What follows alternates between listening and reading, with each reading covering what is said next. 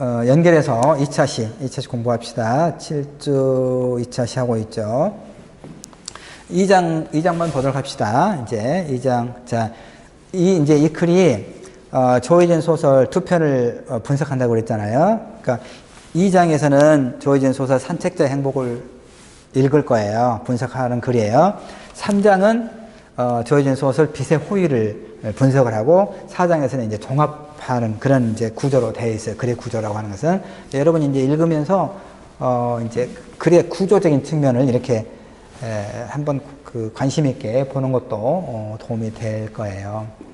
물론 내가 여러 번 강조하지만 그 지난번에 지난 주차에 읽었던 그 영화 화차 관련된 글, 그리고 이번 주차에 읽고 있는데 평론도 사실은 전문적인 글이잖아요. 일정하게 그 지적 훈련이 된 그런 전문가가 쓴 글이니까 여러분들에게 그 교양 수업으로 듣는 이 글쓰기 수업에서 아무리 과제라지만 뭐 이렇게 좀 써야 되나 하고 걱정하고 그럴 건 전혀 없습니다. 그러니까 제대로 된 글의 형식을 그 이제 샘플을 통해서 우리가 이렇게 이런 것이 일단 비평문이구나, 이런 어떤 내용과 구조를 갖추고 있는 글이구나라고 이해를 하면 되는 것이고, 여러분은 이제 이런 것들을 바탕으로 그 성의 있게만 쓰면 되는 거예요.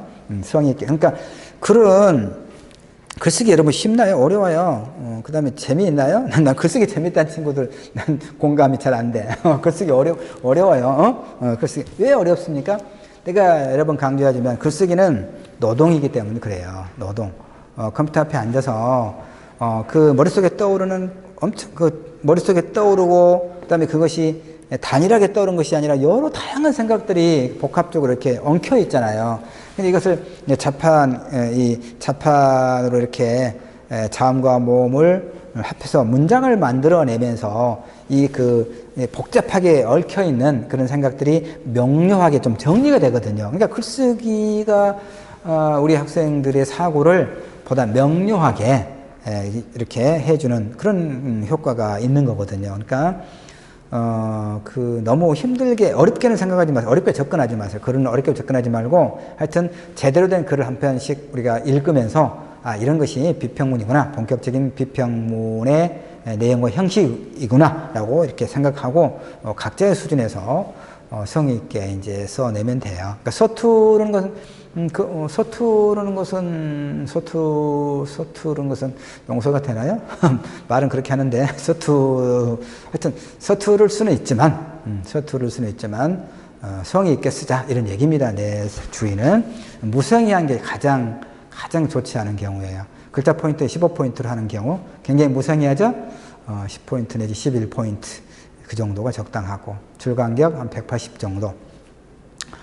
이렇게, 그 다음에 2페이지면 2페이지 분량 채울 것. 여러 번 내가 강조하고 있죠? 그러니까, 성의 있게 나름대로 애를 썼구나, 공부를 했구나, 이런 티가 나게 써야 돼요. 그게 굉장히 중요합니다. 실제로 그렇게 해야 되고. 자, 2장 봅시다.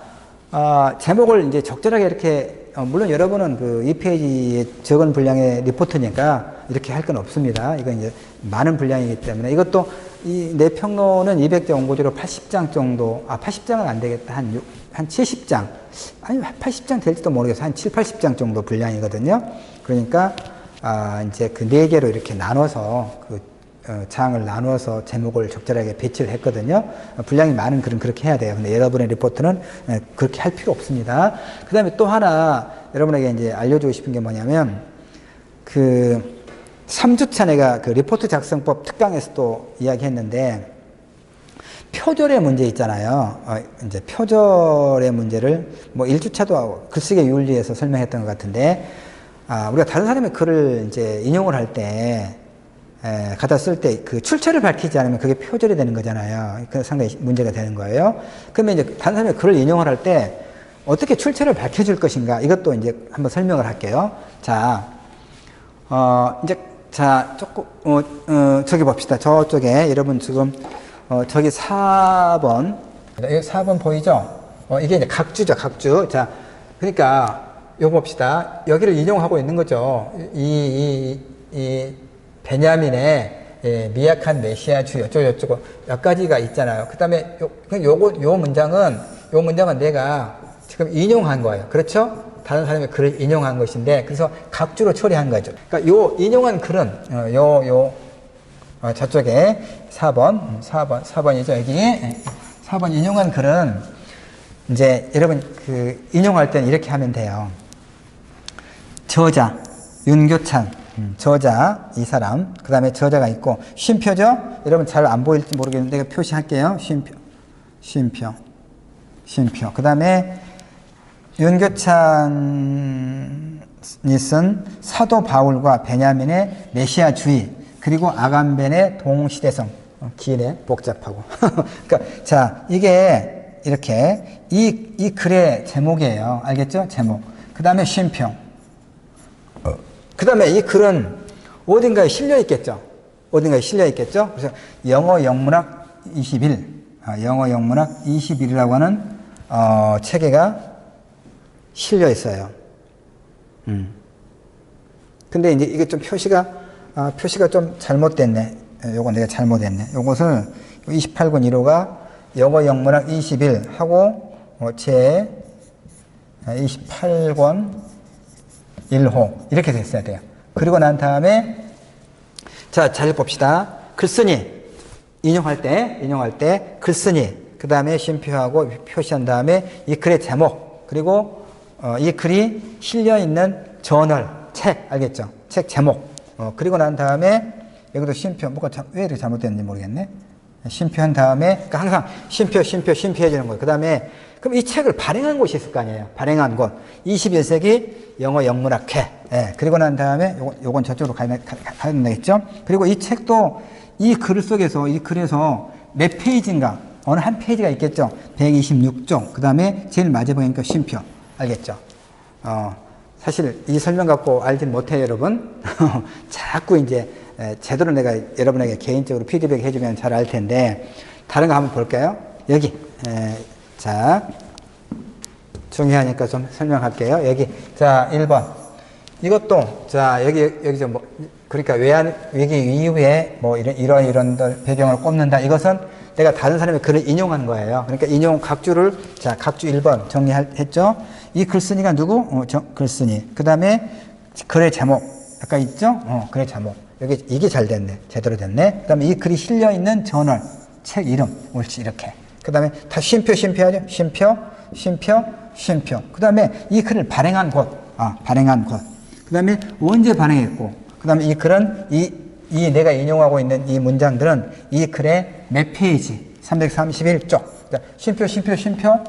다 쉼표있죠? 그 다음에 피어리어드, 마침표. 알겠죠? 자, 저자, 글쓴이, 그 다음에 그 글의 제목, 그 다음에 그 글이 실려있는 책, 그 다음에 그걸 어디서 출판했는가, 몇 년도에 출판했는가, 알겠죠? 그 다음에 몇 페이지인가, 이렇게 이제 인용해 줘야 돼요. 이게 제대로 된 것이거든요. 근데 이제 또 어떤 문제가 있냐면, 이것은 이제, 나는 문학을 전공했잖아요. 우리 학교 국문과에서 학위를 받고 문학을 전공하고, 그 다음에 이제, 그 문학평론을 쓰고. 그런데, 그러니까 이 각주, 이 처리, 인용어의 출처를 표시해주는 이 인용의 표시가, 이 표시가 저널마다, 학술지마다 다 달라요. 이게 문제야. 그러니까 사회학에서는 이렇게 또 안 해. 어떻게 하냐면, 사회학에서는 글쓴이, 정수남이죠. 이름을 쓴 다음에 괄호해가지고, 이게 지금 몇 년도에 발표된 거예요? 2010년도죠. 그러니까 사회학 쪽에서는, 자, 글쓴이, 저자 이름 쓴 다음에 괄호해갖고 2020년이라고 합시다. 발행 연도를 또 이렇게 표시를 해줘. 그러니까 어디를 따라야 할 것인가? 이게 이제 전문적으로 이제 이렇게 이제 평론이나 논문을 써서 실릴 때는 그 저널의 편집 그 방향에 따라서, 편집 원칙에 따라서 이렇게 편집을 하거든요. 그러니까 여러분은 이제 혼란을 느끼지 말고 이게 이제 표준이라고 생각하세요. 국문과가 표준이지.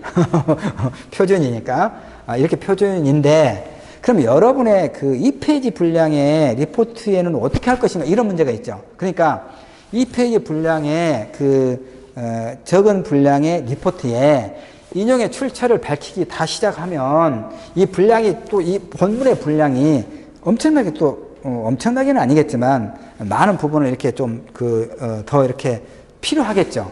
그러니까 기술적으로 하면 돼요. 기술적으로. 어떻게 기술적으로? 여러분 같으면 이렇게 합시다.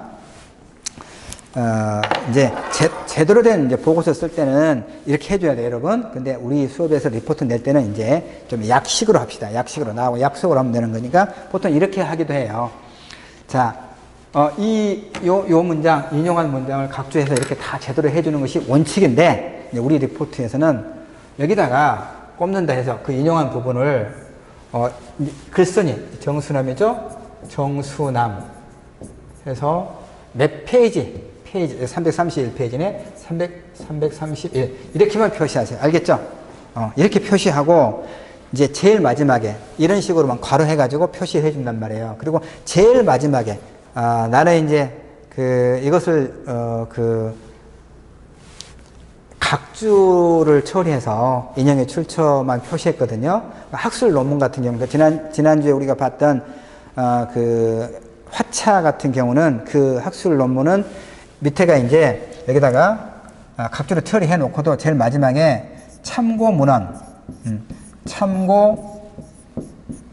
해가지고 각주로 인용했던 그 사람들의 그 인용한 글의 출처를 이렇게 다시 표시해 주게 돼 있어요. 근데 나는 지금 그렇게 돼 있지 않죠. 평론이기 때문에. 그러니까 여러분도 이렇게 참고 문헌이라고 다 표시할 것 없이 그 인용의 출처 부분에 가로해가지고 이름하고 페이지만 표시를 하되, 여러분 같은 경우는 이제 많은 글을 인용해서 표시하지는 않을 거니까, 대체로 보면 한 많아야 한 서너 개 정도니까 제일 마지막에 뭐 참고 문헌 아니면 뭐 참고 글 이렇게 제일 마지막 이 페이지에서 제일 마지막 글 본문 밑에다가 뭐 참고 문헌 또는 뭐 참고글 해가지고 몇 개만 이렇게 여기다가 이제 제대로 배치해 주면 되겠죠. 그렇게 하는 방식으로 한번 그 비평문의 리포트의 경우만 그렇게 한번 해 보기 바랍니다. 이해할 수 있죠? 이제 이 장은 이제 산책자 행복을 읽어 볼 거거든요. 자, 조금 넘겨볼까요? 간략하게 정리할게요. 자, 예. 쭉 올려보세요. 자, 여기는 이제 누가 나오냐면, 우선 그 인물. 자, 홍미영. 자, 홍미영은, 철학과.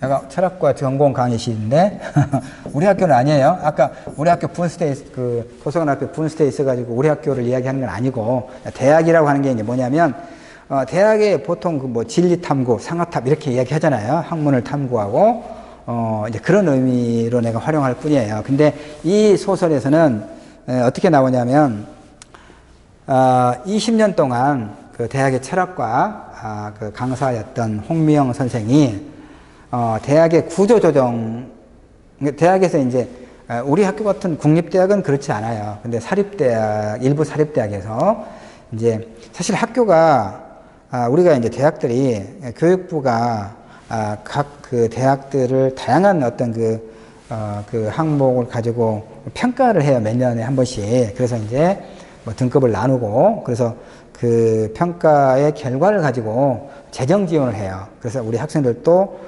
그 장학금을 뭐 신청을 한다거나 또는 이제 대학에 다양한 것 연구 지원 사업을 하게 한다거나 이런 재정 지원을 하는 데 있어서 교육부의 그 평가가 절대적인 영향을 끼쳐요. 그런데 그 중에 하나가 이제 그 여러 가지 평가 지표가 있는데 그 중에 하나가 취업률이에요. 우리 학생들이 졸업하고 나서 취업률이 어떻게 되는가를 그 학교를 평가하는 데 있어서 매우 중요한 요소 중에 하나예요. 그러니까 지금 그 대학들이 이제 지금 뭐 이렇게 수시 모집하고 뭐 이런 거 보면 대학들에서 사립대학에서 특히 내거는 그 것들 중에 하나가 뭐냐면 뭐 전국 4년제 대학에서 뭐 무슨 계열에서 취업률 뭐 1위 뭐 이런 것들 1위인가 복권 파는데 보면 다 로또 자기들이 1등을 했다고 1등 당첨자를 배출했다고 써놓은 것처럼 대학들이 우리가 뭐 취업률 1위다거나 뭐 어떤 분의 뭐 100%라거나 이렇게 취업률을 그렇게 강조하죠. 학생들의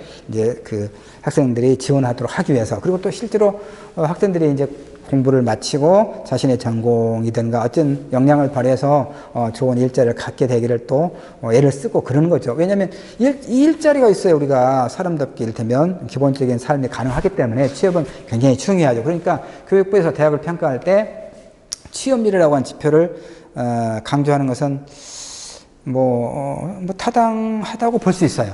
그런데 이제 어떤 부작용이 생기느냐. 인문계열의 경우에 취업률이 상대적으로 낮겠죠. 이공계나 자연계열에 비해서. 그러니까 일부 사립대학에서 인문학부를 이제 소위 말하면 통폐합을 해버려요. 굉장히 문제가 되는 거죠.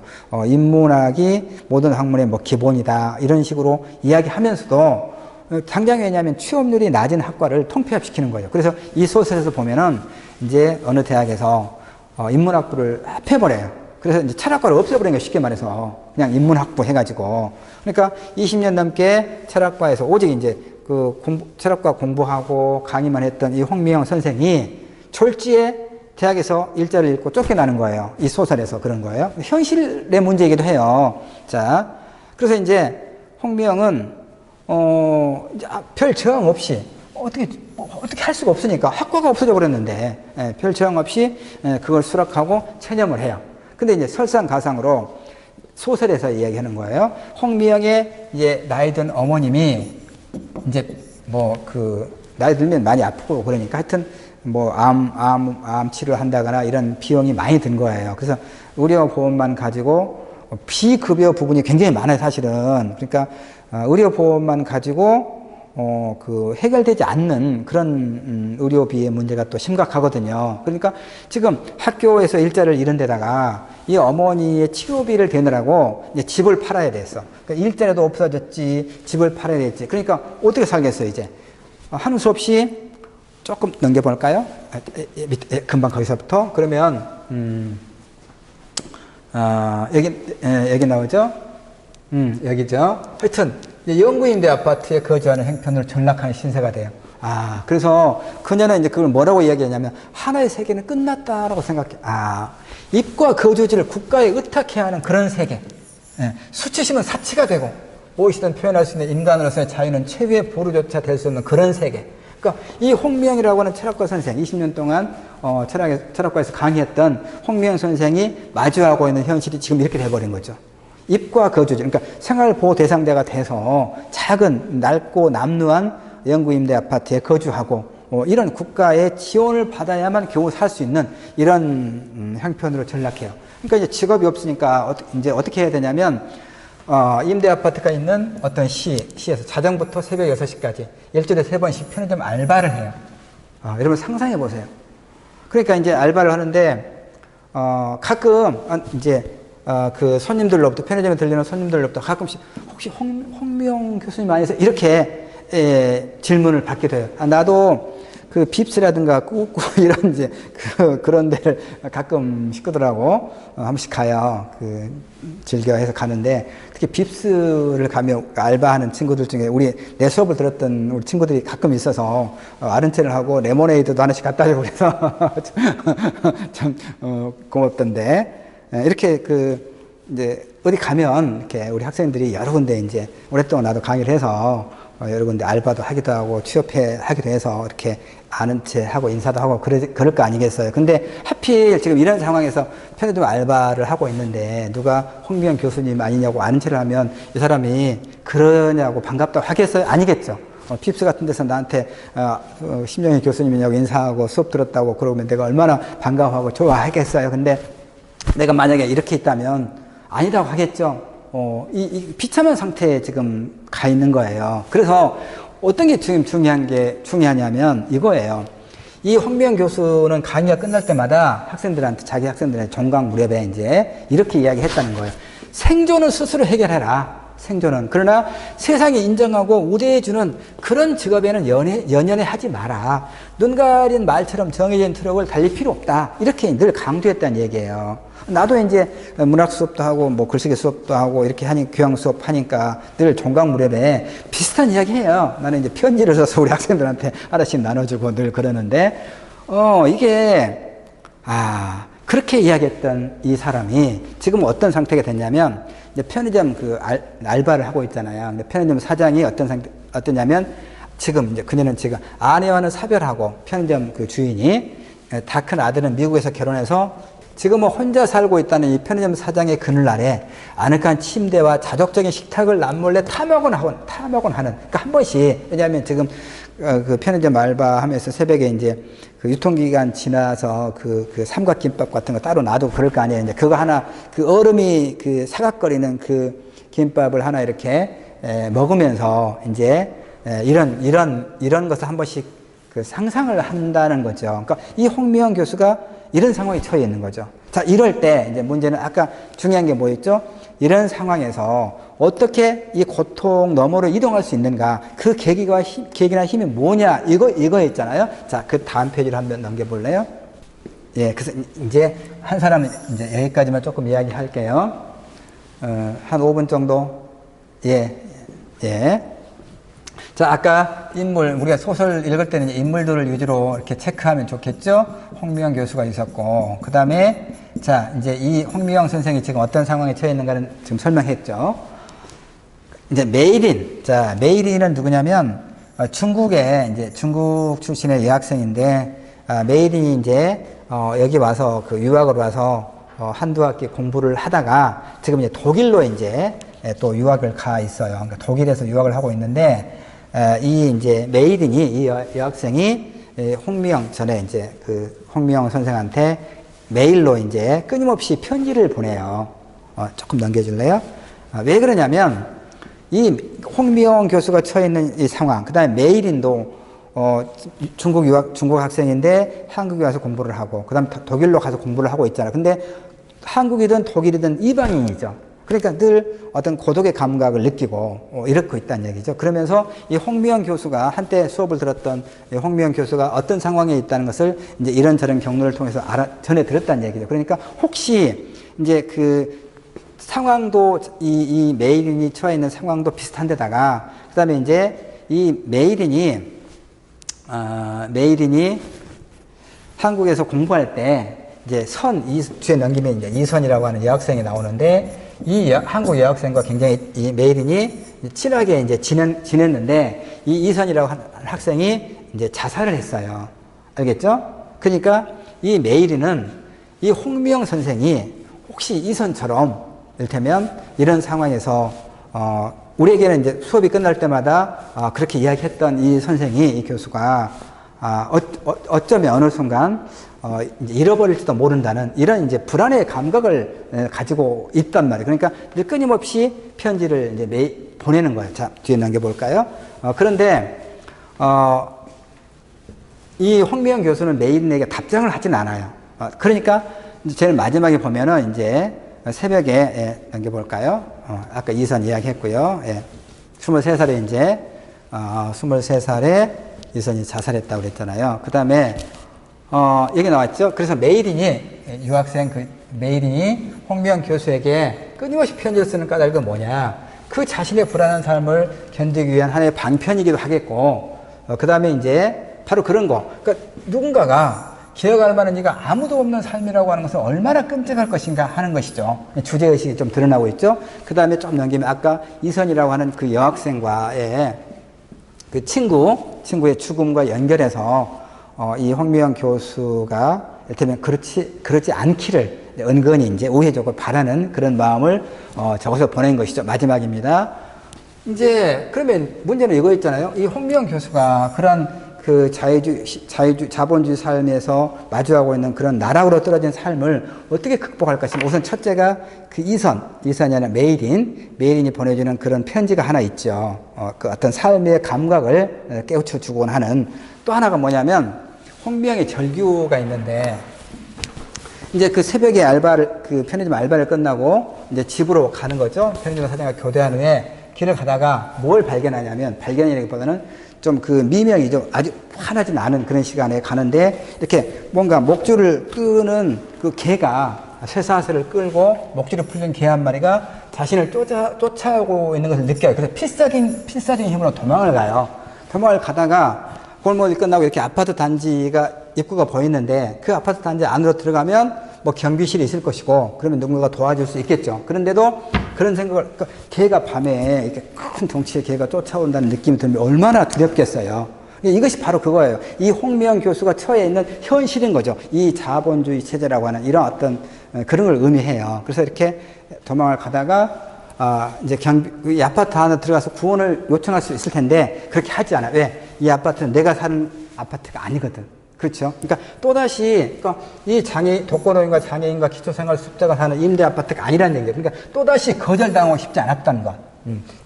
그래서 살고 싶다는 이제 어떤 절규죠. 그러니까 이 홍미영 교수가 이 소설의 경우에는 어떻게 그 자신의 그런 그 나락으로 떨어진 삶에서 벗어나고자 하는가는 크게 두 가지.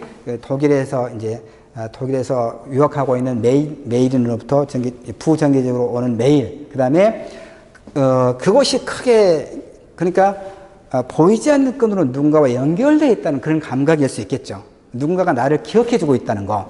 다른 하나는, 살고 싶다는, 그래도, 살고 싶다는 어떤 자각이랄까? 이런 것이죠. 자, 이 정도까지. 근데, 그 산책자의 행복은 사실은, 이 소설에서, 우리 챕터에서 이야기하고자 하는 그 어떤 그 연대의식이라든가 이런 것들은 굉장히 작아요. 그래서, 다음 차시에, 3차 시에, 이제 빛의 호의를 통해서 훨씬 더 좀 뚜렷하게, 이런 어떤, 절망적인 상태를 벗어날 수 있는 하나의 계기가 무엇일까에 대해서, 그 다음에 이 소설의 주제가 좀 더 분명하게 드러나는 그런 부분을 다음 3차 시 때 같이 살펴보도록 하겠습니다. 여기까지만 할게요. 수고하셨습니다.